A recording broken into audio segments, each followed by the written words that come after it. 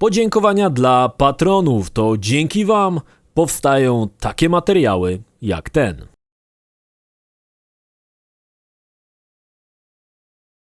Konsole 8. generacji weszły w ostatnią fazę życia. Niedługo pod telewizorami pojawią się nowe sprzęty, a poprzeczka w kwestii grafiki i miejmy nadzieję też gameplayu zostanie podniesiona. Jednak zanim to nastąpi, warto poznać gry, które nie odniosły dużego sukcesu komercyjnego i po premierze gdzieś wsiąkły. Ich sprzedaż oscylowała na niewielkim poziomie, a mimo to dobre i warte poznania gry. Pamiętajcie, że najgorsza sprzedaż jest pojęciem względnym. Na przykład najgorzej sprzedające się Call of Duty na duże konsole to Infinite Warfare, choć zeszło ich ponad 13,5 miliona kopii, co dla w zasadzie większości gier to mrzonka. Jest to też dobry probierz ilości sprzedanych kopii. Warto zapamiętać tą liczbę i porównywać z tytułami tutaj przedstawionymi. Podane wartości sprzedanych kopii zostały pobrane z portalu VGS Charts. Koniec generacji to dobry czas, aby sięgnąć po tytuły, które nas ominęły i pograć w najbardziej niedoceniane gry 8. generacji. Yakuza. Tak, ta seria powinna otwierać tą listę. Yakuza nigdy nie miała lekko poza Japonią. W zasadzie ciężko powiedzieć dlaczego, bo to bardzo dobre gry ze świetną fabułą i tonami dodatkowych minigier. Premiery kolejnych części w kraju kwitnącej wiśni to niemal święto. Sega pompuje miliony jenów we współpracy z markami, jak i modelkami, które użyczają swoich facjat w serii. Wbrew pozorom gra nie posiada aż tylu japońskich dziwactw. Owszem, zdarzają się, ale i tak gra jest bardzo przystępna, nawet dla europejskiego gracza.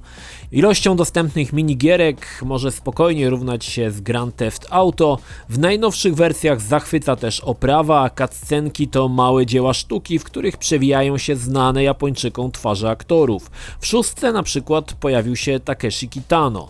Elementy niezmienne w serii to motyw walk ulicznych z ciosami specjalnymi i możliwością używania przedmiotów, który przez lata został doprowadzony do perfekcji.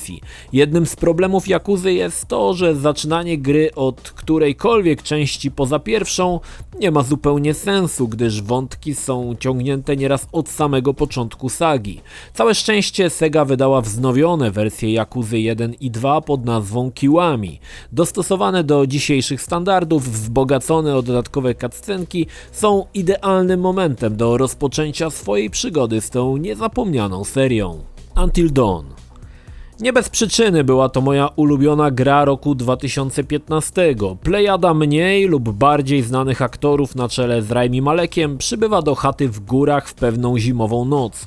Początkowa zabawa zaczyna zmieniać się w walkę o przetrwanie, gdy ktoś zaczyna powoli zabijać kolejnych bohaterów. Until Dawn to jedna z tych gier, w które można zagrać kilkukrotnie dzięki fajnie pomyślanym wyborom, które pchają akcję na różne tory. Dodatkowo tytuł obfituje w masę cutscenek, a strata kolejnych bohaterów nie kończy zabawy. Gra jest niesamowicie filmowa, o wiele bardziej niż gry Davida Cage'a. Zachwyca rewelacyjną mimiką postaci i dobrze zarysowanym charakterom. Niestety jest to też gra, którą można dość szybko skończyć. Studio Supermassive Games wciąż rozwija uniwersum, wydając kolejne tytuły z serii na PlayStation VR. Niestety nie umywają się one do podstawki, która została piekielnie dobrze przygotowana. Jeśli lubisz się bać i nie straszne ci całe tony stresujących Quick Time Event, chwytaj śmiało, spędzisz trochę z czasu z tytułem, który nie powinien tak łatwo zostać zapomniany. Rise. Rise miał być ekskluzywem na Xboxa. Gra przygotowana przez legendarne studio Crytek finalnie okazała się bardziej tech-demem niż pełnoprawną produkcją. Uproszczona do granic możliwości, oparta na prostych Quick Time Event siekanina, mocno nie przypadła graczom do gustu, którzy dość szybko postawili na Rise krzyżyk. Jednak wbrew pozorom to nie jest taka zła gra. Owszem, jest prosta, krótka i w zasadzie oparta na banalnym schemacie QTE, które nawet jeśli nie zostaną odpowiednio wykonane, bohater i tak wykona swoją animację prawidłowo, ale dostanie mniej punktów. Ale Rise to też fenomenalna grafika z postaciami z absolutnie najwyższej półki. Dodatkowo świetnie oddany klimat starożytnego Rzymu, gdzie generał Marius próbuje pomścić zamordowaną rodzinę. Historia może przerabiana milion razy, ale i tak gra broni się głównie oprawą. Rice niestety dostał rykoszetem podczas afery z Machinimą, która brała pieniądze za pozytywne recenzje gier, m.in. Rice. Kwoty opiewały na 15-30 tysięcy dolarów za tekst, także hajs się zgadzał. Jeśli jednak macie chwilkę wolnego, sięgnijcie po Son of Rome. Nie jest to gra, którą należy zapomnieć. Order 1886. Order było grą, na którą Sony nakręciło mega hype. Cóż może być lepszego niż steampunkowy Londyn i walka z wilkołakami? Temat na grę fantastyczny, a i trafił w gusta graczy idealnie. Wszyscy czekali, zajawki wyglądały obłędnie, szykował się murowany hit. Niestety po wydaniu okazało się, że gra owszem zachwyca oprawą, ale poza nią był prosty i powtarzalny gameplay. Gra była totalnie liniowa i zachwyt mocno opadł. Wieści szybko się roznoszą, więc i sprzedaż mocno wyhamowała. Czy jednak The Order był grą aż tak złą? W mojej opinii to nadal dobry tytuł z genialną oprawą i świetnym klimatem. Do tego dochodziła całkiem niegłupia fabuła. Owszem, strzelanie było drewniane, a gra była bardzo krótka, ale mimo wszystko wciągała do samego końca. Alien Isolation. Co? Jak to? Przecież Alien Isolation to fenomenalna gra ze świetnym klimatem i absolutnie fantastyczną oprawą.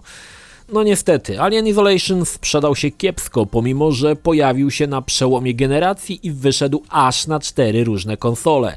Jednym z powodów kiepskiej sprzedaży była wtopa z poprzednią grą z uniwersum Colonial Marines, która zebrała potężne baty od graczy. Ci nie potrafili uwierzyć, że Sega dostarczy coś dobrego z obcym i niestety gra ominęła mnóstwo graczy, a to błąd, bo to tytuł, który jest niesamowitym przeżyciem z obcym kierowanym przez sztuczną inteligencję, który pojawia się w losowych miejscach bazy i na nas poluje, absolutnie fenomenalny retrofuturystyczny klimat z grafiką nawiązującą do designu z pierwszego filmu. Gra stawiała mocno na działania stealth, a atmosfera zaszczucia i ciągłego wrażenia, że jest się zwierzyną, na którą poluje ksenomorf, trzymała nas w niepewności przez całą grę i nie odpuszczała ani na moment. Jeśli lubicie obcego, nie ma co się zastanawiać, warto nadrobić, bo jest to majstersztyk, który po porażce tej gry długo nie będzie powtórzony. Dużo dobrego i mnóstwo godzin fantastycznej zabawy, szczególnie na najwyższym poziomie trudności.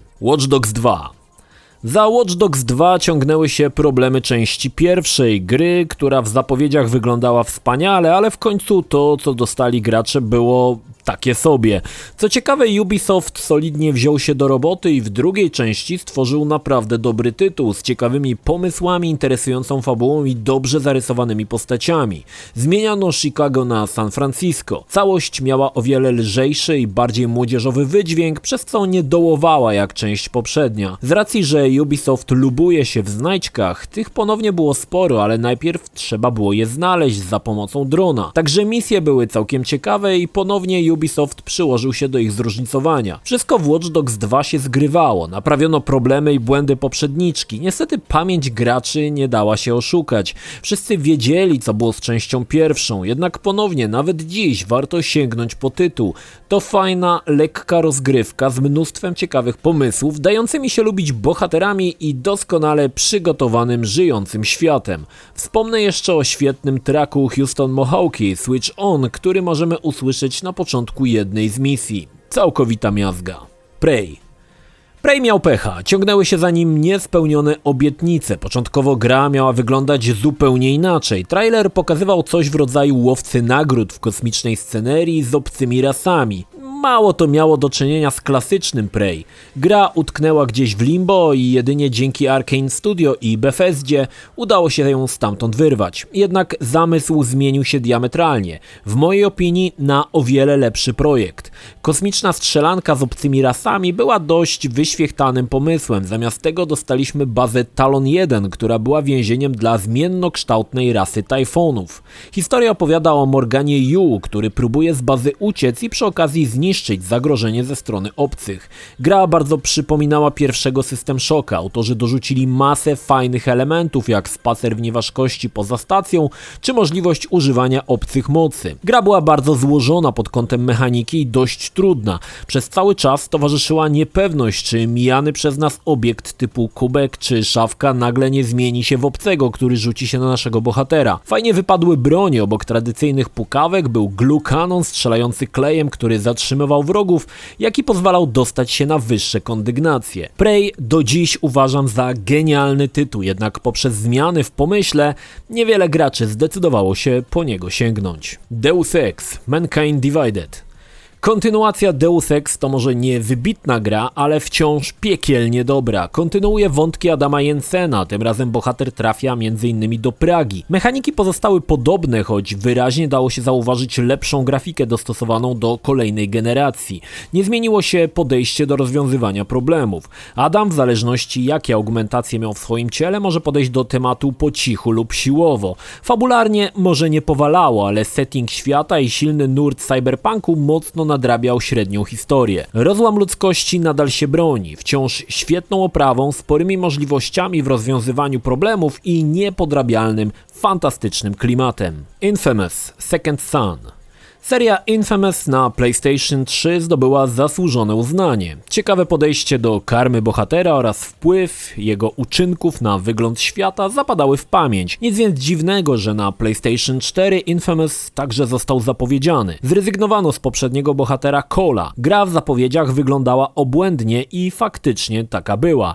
Bohater Delsin dostawał z czasem nowe moce, w tym władza nad dymem. Niektóre, na przykład moc światła, robiła wrażenie, szczególnie efekty cząsteczkowe zapadały w pamięć i pokazywały moc najnowszej generacji. Ponownie został dorzucony system karmy. Gra nie narzucała nam stylu, może mogliśmy nieść pomoc osobom postronnym lub je po prostu zabijać. Akcje przeniesiono do Seattle i deweloper Sucker Punch raczej nie celował w jak największą miejscówkę i faktycznie w porównaniu z innymi sandboxami mapka jest dość mała, ale to nie przeszkadza śmigać bohaterem ponad dachami, robiąc użytek ze wszystkich mocy. Gra miała pecha, pokazując się kilka miesięcy po premierze PlayStation. Konsekwencją było to, że nie sprzedała się za dobrze. W zasadzie na tyle źle, że twórcy po pierwotnych założeniach, że Second Son będzie wstępem do kolejnej trylogii, zarzucili projekt i aktualnie trafił w niebyt. Niemniej Infamous nadal robi bardzo pozytywne wrażenie. Efekty jak pobieranie światła z neonów nadal cieszą oko. Historia też jest całkiem okej. Nic nie stoi na przeszkodzie, aby wciąż zmierzyć się z niesławnym i zobaczyć, czy potrafimy być dobrzy, czy raczej ciągnie nas do złego. Metal Gear Survive. No cóż, nie mogło być inaczej. Konami po spięciach z Hideo Kojimą błyskawicznie popadło w niełaskę graczy, a próba dojenia kasy z legendarnej serii zakrawała na kpinę. Tytuł wyśmiewany i zbojkotowany w zasadzie przez cały świat graczy jest grą, o której w zasadzie nikt nie chce pamiętać. A to błąd. Metal Gear Survive to świetnie przygotowana gra z gatunku survival z lekkim nawiązaniem do legendarnej marki Metal Gear. Jako jeden z ocalałych żołnierzy Mother Base zostajemy przeniesieni na obcą planetę, gdzie roi się od zombie podobnych istot z kryształami zamiast głowy. Od teraz naszym celem jest rozbudowa bazy, ratowanie ocalałych i przede wszystkim powrót do domu. MGS jest jedną z najbardziej złożonych gier survival, w jakie grałem, ale wszystko tam idealnie się składa. Owszem, fabuła, która się toczy, to jakiś śmiech na sali, ale przygotowanie samych mechanik robi wrażenie. Warto pamiętać, że pomimo braku Kojimy za sterami, grę robili ludzie, którzy pracowali nad kolejnymi częściami Metal Geara od lat. To wciąż ciekawy tytuł z dość specyficznego gatunku. Jeśli lubisz takie gry i umiesz schować swoją dumę w kieszeń, warto spróbować. Sam spędziłem nad nią kilkadziesiąt godzin i bawiłem się naprawdę świetnie. A wy jak myślicie? Która gra była najbardziej niedocenianym tytułem 9. generacji? Pochwalcie się swoimi typami w komentarzach.